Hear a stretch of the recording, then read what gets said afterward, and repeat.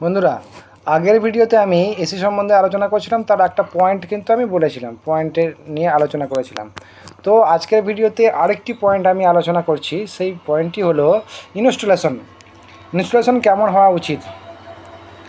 আপনারা যারা AC installation করাবেন তারা অবশ্যই দেখে নেবেন যে ইনডোর ইউনিট যখন ইনস্টল করবে, ইনডোর ইউনিটটা মিনিমাম সিলিং থেকে মিনিমাম 6 থেকে 6 ইঞ্চি থেকে 1 ফুট নিচেই 6 ইঞ্চি থেকে 1 ফুট নিচেই ইনস্টল করালে খুব ভালো হয়।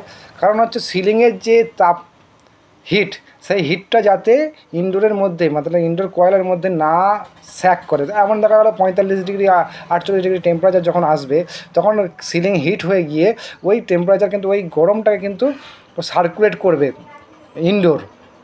তো সেই হিসাবে ওটা মেনটেন করতে হবে ফার্স্ট। দ্বিতীয় নম্বর হচ্ছে আপনার কপার পাইপকে প্রপারলি ইনসুলেশন করতে হবে।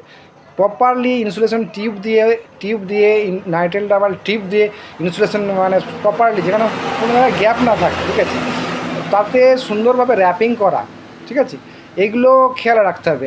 আচ্ছা, ইনস্টলেশন এবারে কোন ইনডোর কোন ওয়ালে ইনস্টল করলে মোটামুটি কুলিংটা খুব এফেক্ট ভালো হয়, তাড়াতাড়ি হয়, ঠিক আছে, সেটা হচ্ছে আপনারা বেশিরভাগ টাইমে চেষ্টা করবেন উত্তরে কিংবা দক্ষিণের ওয়ালে ইউজ করবেন ইনডোরটাকে। তাতে করে কী হবে, আপনাদের হিটটা, যেটা ওয়াল দেখবেন পূর্ব পশ্চিমের ওয়াল সবসময় বেশি হিট হয়, ঠিক আছে, তো উত্তর দক্ষিণে যদি আপনি ওটাকে ওয়ালের মধ্যে ইনস্টল করাতে পারেন, যদি পজিশন থাকে, যদি বেটার মনে হয়, তাহলে আপনি কিন্তু উত্তর কিংবা দক্ষিণের দেওয়ালে ইনস্টল করাবার চেষ্টা করবেন যদি পসিবল হয়।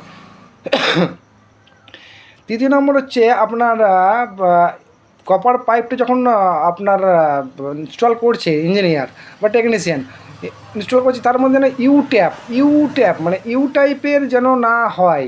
পাইপটা install outdoor to indoor connection হওয়ার সময় ইউ টাইপের কোনো জায়গায় না থাকে, এটা কিন্তু আপনাকে ফলো রাখতে হবে।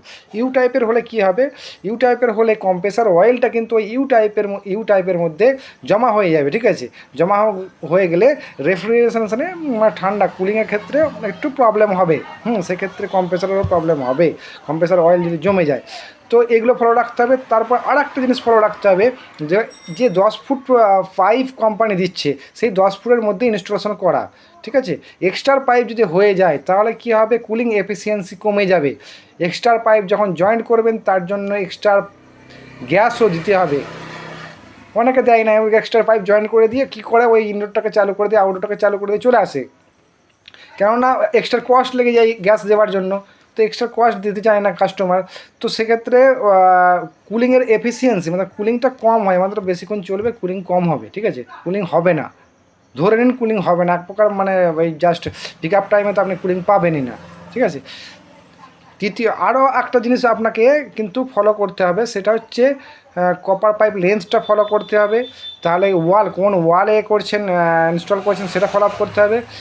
ইনসুলেশন হচ্ছে কি না, সঠিকভাবে ইনসুলেশন করছে কি না সেটাকে ফলো আপ করতে হবে। আর কি করতে হবে, আপনার ওই ইনডোরটাকে কীভাবে ইনস্টল করা হচ্ছে, মানে সিলিং থেকে কতটা হাইটে কতটা নিচে বসানো সম্ভব হচ্ছে সেটা ফলো আপ করতে হবে। সবসময় নিচের দিকে বসাবার চেষ্টা করবেন। তো ভালো থাকবেন সকলে। আমার ভিডিওটা বেশি বেশি করে লাইক করুন, শেয়ার করে দিন, যাতে সকলের উপকারে আসে।